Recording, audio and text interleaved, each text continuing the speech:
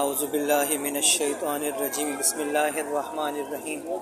عزیزان محترم، اس وقت ہم موجود ہیں بین الحرمین میں امام حسین علیہ السلام اور مولا عباس علمدار علیہ السلام کے روضوں کے بیچ کا جو صحن ہے اسے بین الحرمین کہتے ہیں۔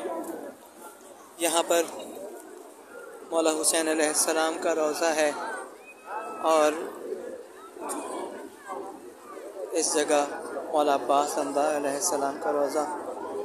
ہماری خوش قسمتی، ہماری خوش نصیبی کہ ہمیں مولا نے اپنے در کی زیارت کی سعادت نصیب کی۔ اللہ تعالی ہر مومن و مومنہ، مسلمہ کو ان زیارات کا شرف حاصل کرنے کی توفیق عنایت کرے، اور آپ سے گزارش ہے کہ درود شریف پڑھ کر ہدیہ کر دیجیے۔ اللہم صلی علی محمد و آل محمد وعجل فرجہم۔